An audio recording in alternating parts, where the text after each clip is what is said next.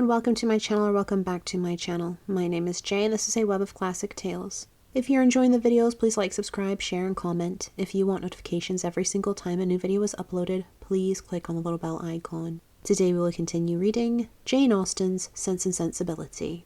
Their intended excursion to Whitwell turned out very different from what Elinor had expected. She was prepared to be wet through, fatigued and frightened, but the event was still more unfortunate, for they did not go at all. By 10 o'clock the whole party was assembled at the park where they were to breakfast. The morning was rather favourable, though it had rained all night, as the clouds were then dispersing across the sky, and the sun frequently appeared. They were all in high spirits and good humour, eager to be happy, and determined to submit to the greatest inconveniences and hardships rather than be otherwise. While they were at breakfast the letters were brought in. Among the rest there was one for Colonel Brandon. He took it, looked at the direction, changed colour, and immediately left the room. "What's the matter with Brandon?" said Sir John. Nobody could tell. "I hope he has had no bad news," said Lady Middleton. "It must be something extraordinary that could make Colonel Brandon leave my breakfast table so suddenly." In about 5 minutes he returned. "No bad news, Colonel, I hope," said Mrs. Jennings, as soon as he entered the room.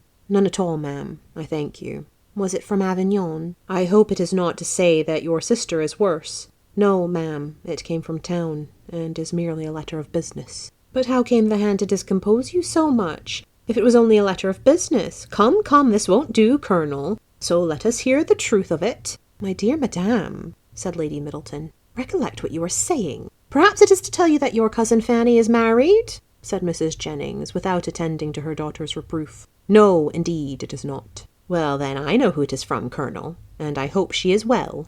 "Whom do you mean, ma'am?" said he, colouring a little. "Oh, you know who I mean." "I am particularly sorry, ma'am," said he, addressing Lady Middleton, "that I should receive this letter today, for it is on business which requires my immediate attendance in town." "In town!" cried Mrs. Jennings. "What can you have to do in town at this time of year?" "My own loss is great," he continued, "in being obliged to leave so agreeable a party, but I am the more concerned as I fear my presence is necessary to gain your admittance at Whitwell." What a blow upon them all was this! "But if you write a note to the housekeeper, Mr. Brandon," said Marianne eagerly, "will it not be sufficient?" He shook his head. "We must go," said Sir John. "It shall not be put off when we are so near it. You cannot go to town till tomorrow, Brandon, that is all." "I wish it could be so easily settled, but it is not in my power to delay my journey for one day." "If you would but let us know what your business is," said Mrs. Jennings, "we might see whether it could be put off or not." "You would not be 6 hours later," said Willoughby, "if you were to defer your journey till our return." "I cannot afford to lose 1 hour," Elinor then heard Willoughby say in a low voice to Marianne. "There are some people who cannot bear a party of pleasure. Brandon is one of them. He was afraid of catching cold, I dare say, and invented this trick for getting out of it. I would lay 50 guineas the letter was of his own writing."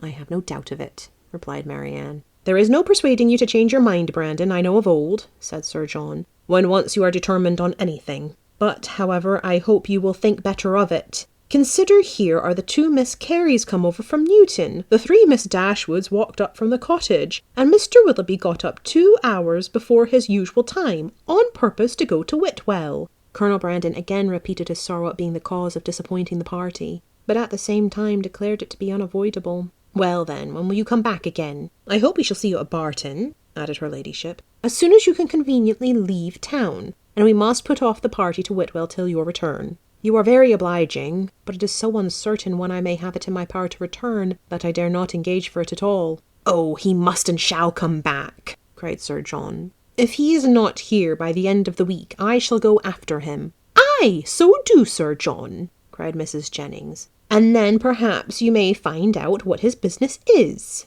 I do not want to pry into other men's concerns. I suppose it is something he is ashamed of." Colonel Brandon's horses were announced. "You do not go to town on horseback, do you?" added Sir John. "No, only into Honiton. I shall then go post." "Well, as you are resolved to go, I wish you a good journey, but you had better change your mind." "I assure you it is not in my power." He then took leave of the whole party. "Is there no chance of my seeing you and your sisters in town this winter, Miss Dashwood?" "I am afraid none at all." "Then I must bid you farewell for a longer time than I should wish to." To Marianne he merely bowed and said nothing. "Come, Colonel," said Mrs. Jennings, "before you go, do let us know what you are going about." He wished her a good morning, and, attended by Sir John, left the room. The complaints and lamentations which politeness had hitherto restrained now burst forth universally, and they all agreed again and again how provoking it was to be so disappointed. "I can guess what his business is, however," said Mrs. Jennings exultingly. "Can you, ma'am?" said almost everybody. "Yes, it is about Miss Williams, I am sure." "And who is Miss Williams?" asked Marianne. "What, do you not know who Miss Williams is? I am sure you must have heard of her before. She is a relation of the Colonel's, my dear, a very near relation. We will not say how near, for fear of shocking the young ladies." Then, lowering her voice a little, she said to Eleanor, "She is his natural daughter." "Indeed?" "Oh, yes, and as like him as she can stare. I dare say the Colonel will leave her all his fortune." When Sir John returned, he joined most heartily in the general regret on so unfortunate an event, concluding, however, by observing that, as they were all got together, they must do something by way of being happy. And after some consultation it was agreed that, although happiness could only be enjoyed at Whitwell, they might procure a tolerable composure of mind by driving about the country. The carriages were then ordered. Willoughby's was first, and Marianne never looked happier than when she got into it. He drove through the park very fast, and they were soon out of sight, and nothing more of them was seen till their return, which did not happen till after the return of all the rest. They both seemed delighted with their drive, but said only in general terms that they had kept in the lanes, while the others went on the downs. It was settled that there should be a dance in the evening, and that everybody should be extremely merry all day long. Some more of the Careys came to dinner, and they had the pleasure of sitting down nearly 20 to table, which Sir John observed with great contentment. Willoughby took his usual place between the two elder Miss Dashwoods. Mrs. Jennings sat on Eleanor's right hand, and they had not been long seated before she leant behind her and Willoughby and said to Marianne, loud enough for them both to hear, "I have found you out in spite of all your tricks. I know where you spent the morning." Marianne coloured and replied very hastily, "Where, pray?" "Did not you know," said Willoughby, "that we had been out in my curricle?" Yes, Mr. Impudence, I know that very well, and I was determined to find out where you had been to. I hope you like your house, Miss Marianne. It is a very large one, I know, and when I come to see you, I hope you will have new furnished it, for it wanted it very much when I was there 6 years ago." Marianne turned away in great confusion. Mrs. Jennings laughed heartily, and Eleanor found that in her resolution to know where they had been, she had actually made her own woman inquire of Mr. Willoughby's groom, and that she had by that method been informed that they had gone to Allenham, and spent a considerable time there in walking about the garden, and going all over the house. Eleanor could hardly believe this to be true, as it seemed very unlikely that Willoughby should propose, or Marianne consent, to enter the house while Mrs. Smith was in it, with whom Marianne had not the smallest acquaintance. As soon as they left the dining-room, Eleanor inquired of her about it, and great was her surprise when she found that every circumstance related by Mrs. Jennings was perfectly true. Marianne was quite angry with her for doubting it. "Why should you imagine, Eleanor, that we did not go there, or that we did not see the house? Is not it what you have often wished to do yourself?" "Yes, Marianne, but I would not go while Mrs. Smith was there, and with no other companion than Mr. Willoughby. Mr. Willoughby, however, is the only person who can have a right to show the house, and as he went in an open carriage, it was impossible to have any other companion. I never spent a pleasanter morning in my life." "I am afraid," replied Eleanor, "that the pleasantness of an employment does not always evince its propriety." "On the contrary, nothing can be a stronger proof of it, Eleanor. For if there had been any real impropriety in what I did, I should have been sensible of it at the time, for we always know when we are acting wrong, and with such a conviction I could have had no pleasure.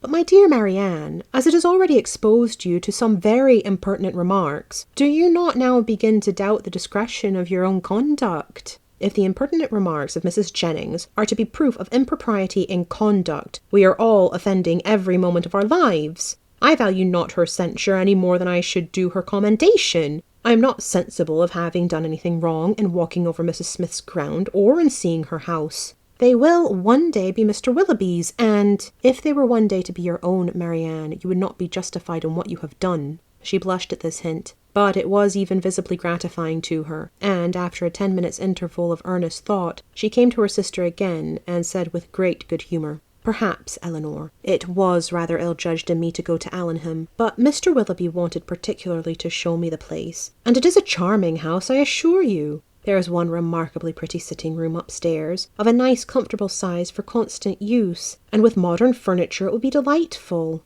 It is a corner room and has a window on 2 sides. On one side you look across the bowling green behind the house to a beautiful hanging wood, and on the other you have a view of the church and village, and beyond them of those fine bold hills that we have so often admired. I did not see it to advantage, for nothing could be more forlorn than the furniture. But if it were newly fitted up, a couple of £100, Willoughby says, would make it one of the pleasantest summer rooms in England. Could Eleanor have listened to her without interruption from the others, she would have described every room in the house with equal delight.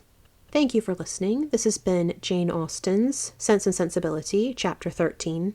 I've been Jay. This has been a Web of Classic Tales. Please like, subscribe, share, comment, click the bell icon for notifications. I hope you're having a fantastic day. Have a nice life, and I'll see you next time.